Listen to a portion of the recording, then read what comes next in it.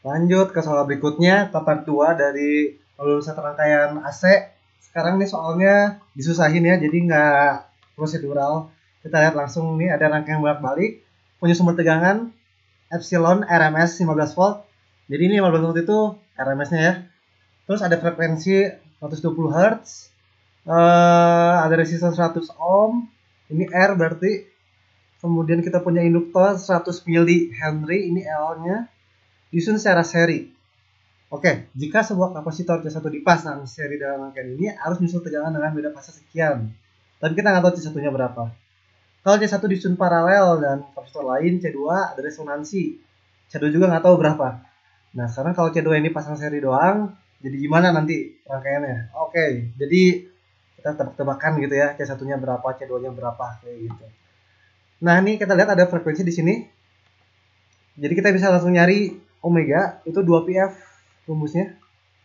Langsung dapat 240 pi radian per second. Kayak gitu ya. Oke, sekarang lihat dari konteks pertama dulu. Di sebuah kapasitor C1 dipasang seri dengan rangkaian ini. Kayak gini berarti gambar rangkaiannya ya. Jadi ada C1 disusun seri dengan yang lain. Nah, kalau seperti ini rangkaiannya, maka arus menyusul tegangan. Nah, ini kata kuncinya di sini. Arus menyusul tegangan dengan beda fasa 23 derajat. Ya. Jadi kalau arus nyusul tegangan itu berarti beda fasanya negatif. Ya, jadi beda fasa rangkaian pertama ini ya, minus 23 derajat. Oke. Ini artinya bahwa XC kita pasti lebih besar daripada XL. Dan kita tahu rumus tan V1 sama dengan XL min XC per R. Nah, kayak gini. Ini kalau di breakdown lagi, ini omega L, si XL-nya, si XC-nya 1 per omega C. C-nya C1. Jadi sekarang kita pengen nyari C1 dulu nih ceritanya. Dari informasi beda fasa ini mau cari C1.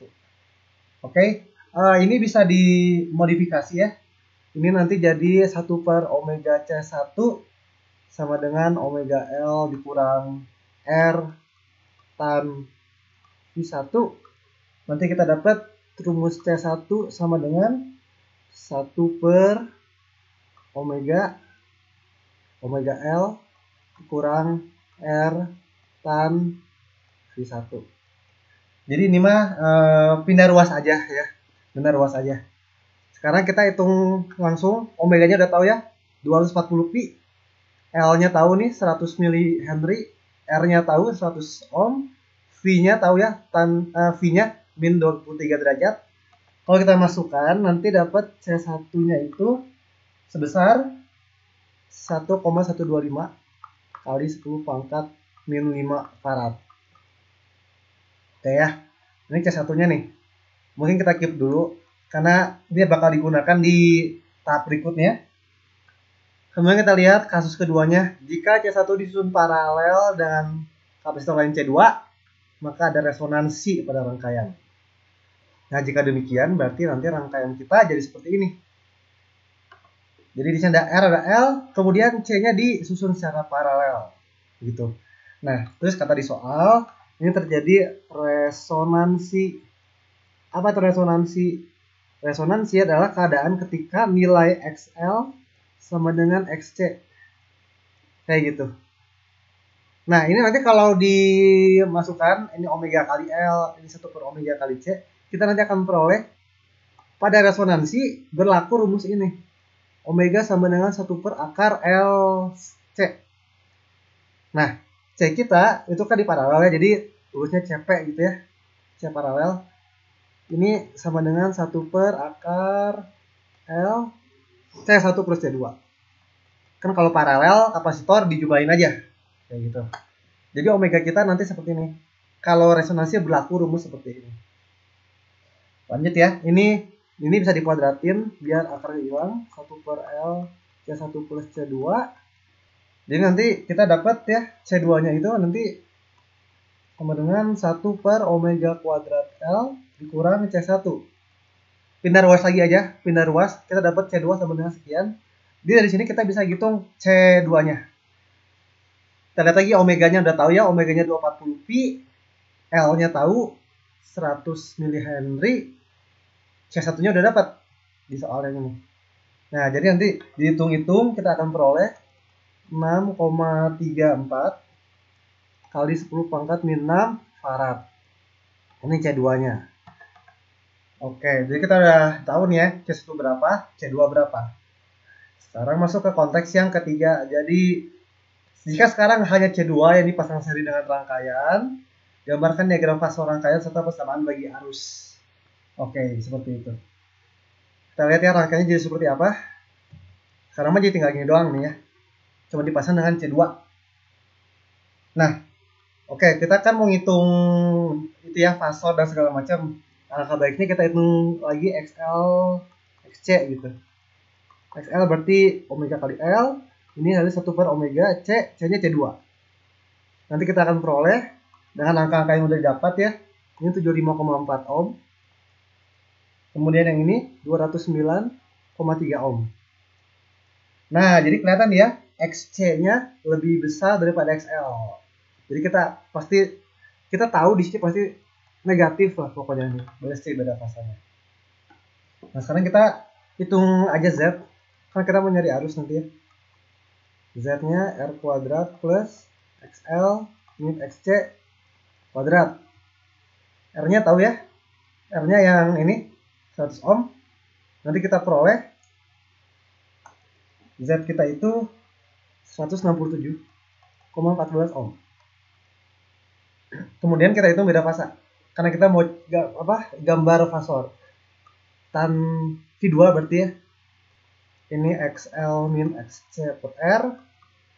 Nanti kita akan peroleh fasanya itu minus 53,25 derajat. Ya, beneran dapatnya minus karena XC-nya lebih besar daripada XL. Terus bagaimana gambar diagram fasornya? Nanti jadi kayak gini diagram fasornya. Oke, jadi patokan kita adalah I ini ya. I. Nah, tegangan di resistor VR itu pasti sefasa dengan I. Jadi kayak gini, searah vektornya. Kemudian yang induktor VL pasti tegak lurus dengan I. Oke, tegak lurus pasti ya. Tegak lurus gini. VC juga tegak lurus, tapi dengan arah negatif gitu. Ini tegak lurus juga di sini. Oke, kayak gitu. Jadi ini seginian ini adalah omega T min V2. Karena fasanya si arus seperti ini. Jadi nanti di sini ya. Di sini tuh nanti yang ini omega kali T, yang ini omega T min V2.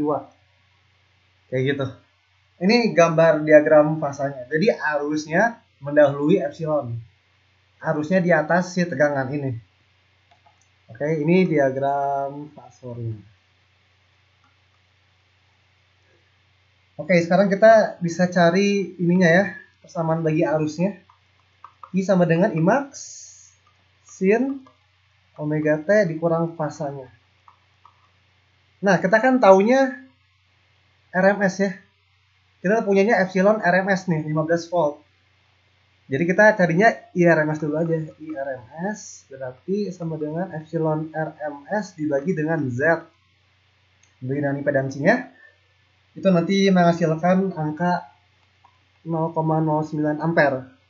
Jadi nanti mau cari Imax tinggal IRMS dikali dengan akar 2. Kalau udah masukin ke sini, maka nanti I kita akan peroleh ya. Kalau dihitung-hitung, ini nanti jadinya IRMS ini dikali akar 2 jadinya 0,127. Bisa dicek sendiri.